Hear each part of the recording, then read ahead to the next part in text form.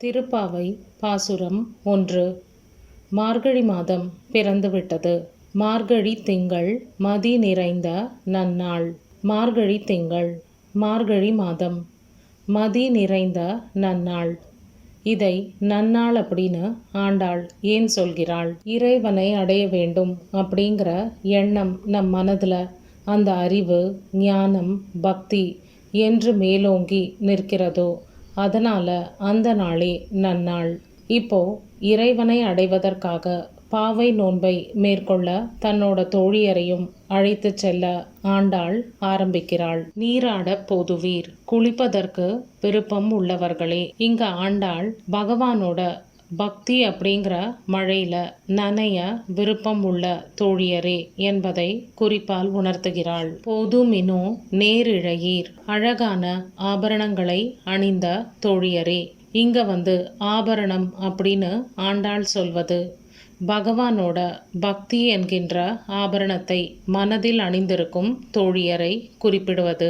சீர் மல்கும் ஆய்ப்பாடி செல்வ சிறுமீர்கள், சிறப்பு மிக்க ஆயர்பாடியில இருக்கிற சிறுமியர்களே. அங்க செல்வ வளத்திற்கு ஒரு குறையுமே இல்லை, எல்லா வளமுமே பெற்று ரொம்ப செழிப்பாக காணப்படுகின்றது ஆயர்பாடி. கண்ணன் பிறந்த ஆயர்பாடியில எப்படி குறை வரும்? கூர்வேல் கொடுந்தொழிலன் நந்தகோபன் குமரன் கூர்மையான ஆயுதங்களை கையில் வைத்துக்கொண்டு நந்தகோபர் ஆயர்பாடியை பாதுகாத்து வருகின்றார். இங்க அவர் பாதுகாப்பது ஆயர்பாடியை மட்டுமல்ல, தன்னோட குழந்தை கண்ணனையும். காரணம், அந்த குழந்தை கண்ணன் பிறந்த அன்று முதல் ஒவ்வொரு நாளும் ஒரு புதிய சவாலை சந்தித்து அதில் வெற்றியையும் கண்டான்.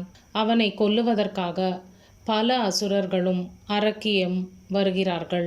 அதனால நந்தகோபர் எப்பொழுதும் விழிப்புடன் அந்த குழந்தையை பாதுகாக்க வேண்டும் என்ற உணர்வு மேலோங்க நிற்கிறார். பிரபஞ்சத்தை காக்கும் அந்த பரந்தாமனுக்கு பாதுகாவலராக வேறு ஒரு ஆள் வேண்டுமா? ஏறார்ந்த கன்னி யசோதை இளம் சிங்கம், அழகான பெரிய கண்களை உடைய யசோதா பிராட்டியின் சிங்கக்குட்டி போன்ற மகன் கண்ணபிரான். குழந்தை கண்ணன் வீர சிங்கக்குட்டியாக உருவெடுத்து தனக்கு வரும் ஒவ்வொரு ஆபத்தில் இருந்தும் அந்த ஆபத்தை எல்லாம் தூசு போல தள்ளி அதையும் தாண்டி மேலோங்கி நிற்பதால் இங்க சிங்கக்குட்டி என்று ஆண்டாள் கூறுகிறாள். கார்மேனி செங்கண் கதிர்மதியம் போல் முகத்தான். கார்மேனி கருநீல மேகத்தை போன்ற வண்ணத்தை உடைய கண்ணபிரான். கார் மேகம்தான் மழையை பொழியக்கூடிய தன்மையை கொண்டது. அதே மாதிரி கண்ணபிரான் தன்னோட பக்தர்களிடத்தில் காருண்யம் அப்படிங்கிற பெருமழையை எப்போதுமே பெய்து கொண்டு இருப்பதால் அவனோட மேனியும் கார்மேக வண்ணத்தை அடைந்ததோ. செங்கண் பக்தர்களை பாதுகாப்பதையே தன்னோட தலையாய கடமையாக கொண்டிருப்பதால் அவனோட கண்கள் செம்மையாக இருக்கின்றது. கதிர் மதியம் போல் முகத்தான். கதிர்னா சூரியன், மதினா சந்திரன். கண்ணனை நம்புபவர்களுக்கு அவன் சந்திரனை போன்ற குளிர்ச்சியையும், நம்பாதவர்களுக்கு சூரியனை போன்ற வெப்பத்தையும். நம்பாதவர் அப்படின்னா அதர்மத்தை செய்பவர்கள் அப்படின்னு புரிந்து கொள்ள வேண்டும். நாராயணனே நமக்கே பறை தருவான். நாராயணன் நமக்கு பறை.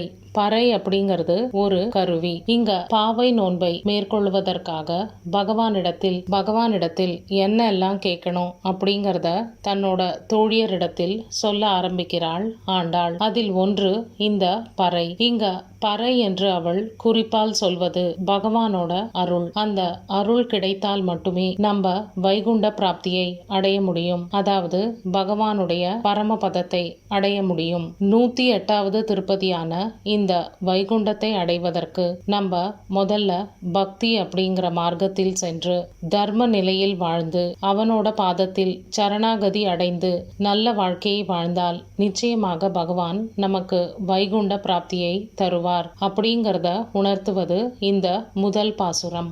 பாரோர் புகழ படிந்தேலோர் எம்பாவாய். இந்த உலகமே புகழும்படி நம்ம சிறப்புமிக்க இந்த பாவை நோன்பை மேற்கொள்ளலாம். இங்க ஆண்டாள் எதை குறிப்பிடுகின்றாள்? பாவை நோன்பு.